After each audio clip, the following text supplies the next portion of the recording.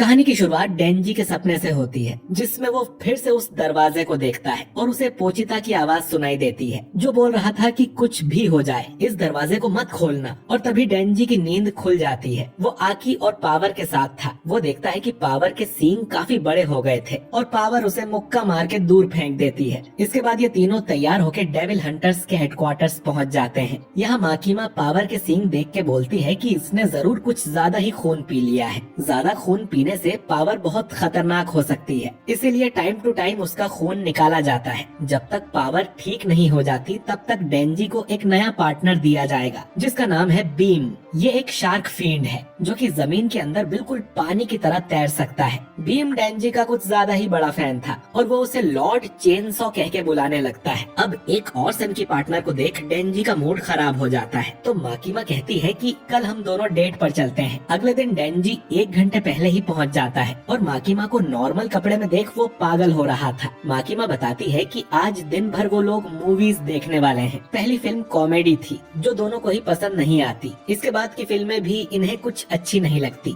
आखिरी film emotional थी, जिसे देख डेंजी और माकीमा दोनों को ही आंसू आ जाते हैं। फिल्म के बाद डेंजी माकीमा से पूछता है कि क्या उसके अंदर भी दिल है। माकीमा अब डेंजी के सीने पर अपना सिर रख देती है और उसके दिल की धड़कन सुन वो बोलती है कि हाँ, तुम्हारे पास भी दिल है। इसके बाद माकीमा यहाँ से चली जाती है और इनकी डेट यहीं खत्म हो जाती है। अगले दिन डेंजी का मूड काफी सही होता है और वो रास्ते में कुछ लोगों को डोनेशन भी देता है, जिसके लिए उसे एक फूल मिलता है और डेंजी उस फूल को खा जाता है। इसके बाद भी वो माकीमा के बारे में ही सोच रहा था। माकीमा ने कहा था कि एक बार डेंजी गन डेविल को पकड़वा दे तो डेंजी जो चाहेगा माकीमा उसे देगी। डेंजी सोचता है कि वो माकीमा को अपनी गर्लफ्रेंड बनने को बोलेगा, क्योंकि उसके दिल में सिर्फ माकीमा ही है। तभी यहाँ जोर की बारिश होने लगती है, जो देख बीम जमीन से बाहर निकल आता है, पर डेंजी उसे वापस अंदर जाने को बोलता है, वरना आम लोग उसे देख लेंगे। डेंजी अब भागकर एक टेलीफोन बूथ में चला जाता है। कुछ देर बाद एक लड़की भी इसके अंदर आती है, जिसका नाम रेजे है। वो शुरू में तो हंस रही थी, लेकिन फिर रोने लगती है कि डेंजी का चेहरा देख उसे अपने मरे हुए डॉग की याद आ गई।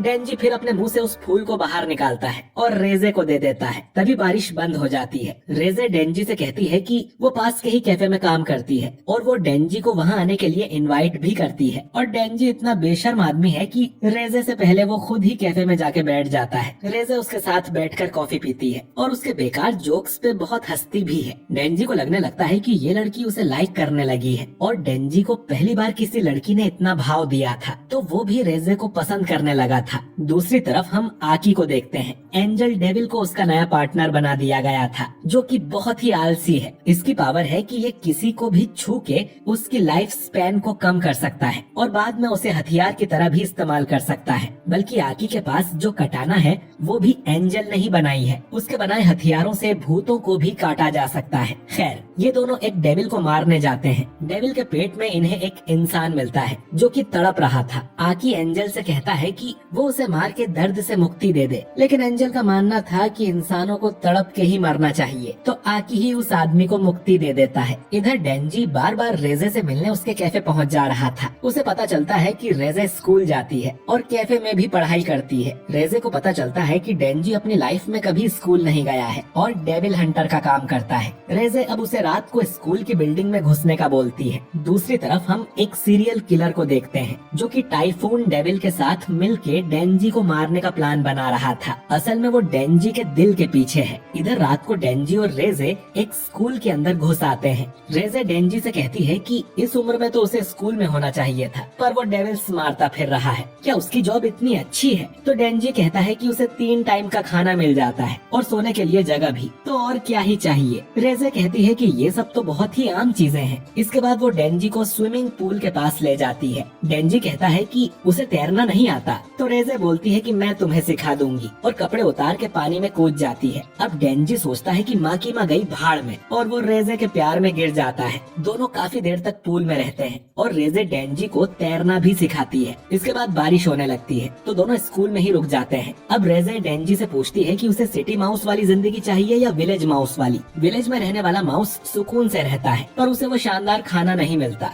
सिटी में रहने वाले माउस को अच्छा खाना तो मिलता है, लेकिन डर लगा रहता है कि कोई डॉग या इंसान उसे मार ना दे। एंजल डेविल को तो विलेज माउस बनना था और एक आसान जिंदगी जीनी थी, लेकिन माकीमा उसे पकड़ के यहाँ शहर ले आई। इधर डेंजी बोलता है कि वो वो तो सिटी माउस बनना चाहता है क्योंकि उसे यहाँ का खाना अच्छा लगता है। रेजे अब डेंजी को कल होने वाले फेस्टिवल में बुलाती है जहाँ दोनों खूब मजे करेंगे। रेजे अब वॉशरूम जाती है तो वो सीरियल किलर उसे मिल जाता है और इधर डेंजी सोच रहा था कि वो माकीमा और रेजे में से किसे चुनेगा। रेजे भागते हुए स्कूल की छत पर आ जाती है और फिर उस आदमी का गला दबा के उसे मार देती है। यहाँ बारिश भी टाइफून डेविल की वजह से हो रही थी ताकि दोनों यहाँ फंसे रहें। रेजे अब टाइफून से कहती है कि अब से तुम मेरे ऑर्डर मानोगे वरना मैं तुम्हें भी खत्म कर दूंगी। इधर डेंजी को तो कुछ पता ही नहीं था। अगले दिन दोनों फेस्टिवल में जाते हैं और बहुत घूमते हैं। आखिर में रेजे डेंजी को एक जगह लेके आती है जहाँ से आतिशबाजी अच्छे से दिखेगी। रेजे अब डेंजी से कहती है कि वो अपनी जॉब छोड़ के उसके साथ भाग चले, वो उसे हमेशा खुश रखेगी और वो डेंजी को बहुत लाइक करती है।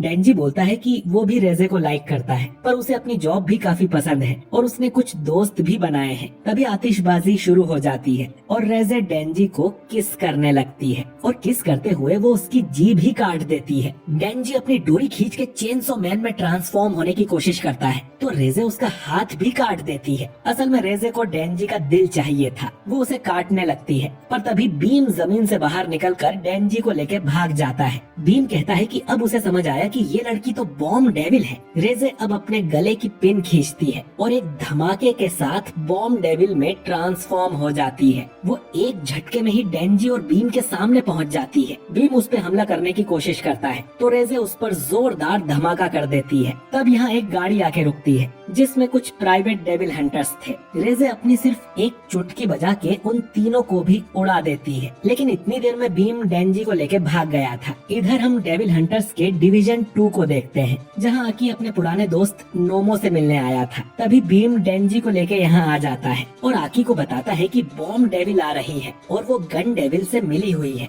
आकी पूछता है कि ये बात उसे कैसे पता तो बीम कहता है कि मैं इससे ज्यादा नहीं बता सकता, मैंने माकीमा से प्रॉमिस किया है। तभी रेजे यहाँ आ जाती है। नोमो अपने बाकी साथियों के साथ उस पे अटैक करने लगता है और आकी डेंजी को लेके यहाँ से भागता है। रेजे अब अपनी गर्दन उखाड़ के इनकी तरफ फेंक देती है जिससे बड़ा धमाका होता है। रेजे यहाँ के सभी हंटर्स को मार देती है, बस नोमो और वाइस कैप्टन ही बचे थे। इधर आकी गाड़ी स्टार्ट करे उससे पहले ही रेजे उनके सामने आ जाती है जिसने नोमो और वाइस कैप्टन को भी मार दिया था। आकी अब गाड़ी भगाने लगता है पर रेजे उनके ऊपर ही थी। तभी स्पेशल डिवीजन के 2 हंटर यहाँ आ जाते हैं, गलगली और कोबैनी। गलगली अपनी पूरी ताकत से हमला करता है पर रेजे को कुछ नहीं होता तो वो तुरंत यहाँ से भाग निकलता है। कोबेनी तो खुद से भाग भी नहीं पा रही थी और वो वहीं बैठ के रोने लगती है। डेंजी अब तक होश में आ गया था और वो चेनसो मैन में ट्रांसफॉर्म होकर कार के बाहर आ जाता है। वो चिल्लाने लगता है कि मैं जिस भी लड़की से मिलता हूँ वो मुझे मारने की कोशिश क्यों करती है, सबको मेरा दिल क्यों चाहिए, क्या मुझे कभी सच्चा प्यार नहीं मिलेगा। रेजे बोलती है कि वो सच में डेंजी को लाइक करती है पर आकी डेंजी से कहता है कि उसके झांसे में मत आओ।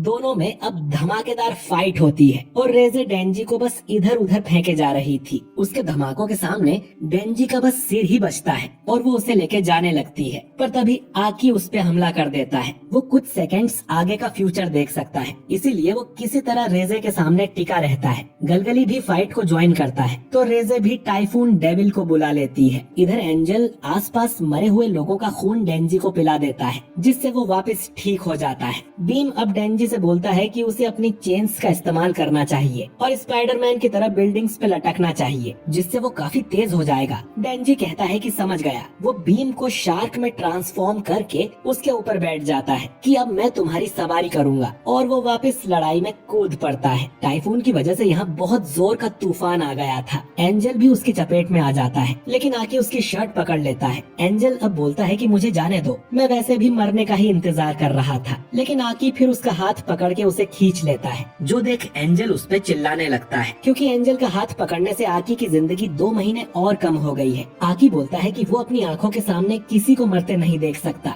इधर रेजे और डेंजी में धुआंधार लड़ाई हो रही थी। टाइफून भी पूरे शहर को बर्बाद कर रहा था तो डेंजी बीम पर बैठकर पहले उसके पास जाता है और अपनी चेनसॉ से काट के टाइफून को मार देता है। रेजे अब बहुत बड़ा धमाका कर डेंजी को बीम से अलग कर देती है दोनों लड़ते हुए समुंदर के पास आ गए थे। डेंजी को पता था कि रेजे पानी के अंदर अपनी पावर से इस्तेमाल नहीं कर पाएगी, तो वो अपनी चेन से रेजे को बांधकर पानी में कूद जाता है और दोनों उसमें डूबने लगते हैं। दोनों को अपना स्विमिंग पूल वाला टाइम याद आता है और दोनों बेहोश हो जाते हैं। कुछ देर बाद दोनों को किनारे पर होश आता है। बीम ने उन्हें बाहर निकाल लिया था। डेंजी चाहता तो रेजे को पकड़वा सकता था, पर उसने ऐसा नहीं किया। रेजे डेंजी को बताती है कि वो उसे लाइक नहीं करती। उसने अब तक डेंजी से झूठ ही बोला है और वो अब यहाँ से जा रही है। डेंजी अब रेजे से बोलता है कि वो अब भी उसे लाइक करता है और उसके साथ भागने को तैयार है। रेजे उसे गले लगा के कहती है कि ये मुमकिन नहीं है और वो यहाँ से जाने लगती है। डेंजी बोलता है कि कल सुबह वो रेजे का कैफे में इंतजार करेगा। अब अगले दिन डेंजी अपना सामान पैक कर लेता है। वो सच में भागने की जुगाड़ में है। इधर हम किशिबे को देखते हैं,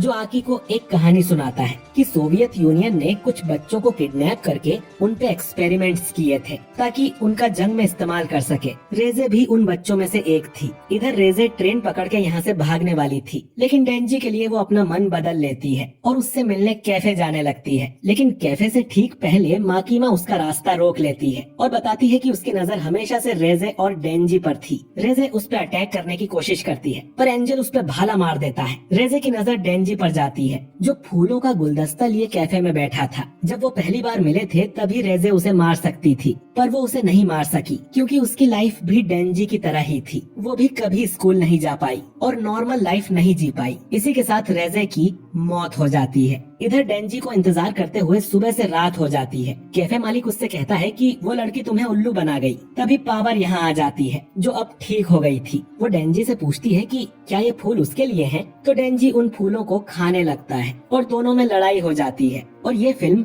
यहीं पर एंड हो जाती है। तो दोस्तों, आपको ये मूवी कैसी लगी कमेंट करके जरूर बताइए।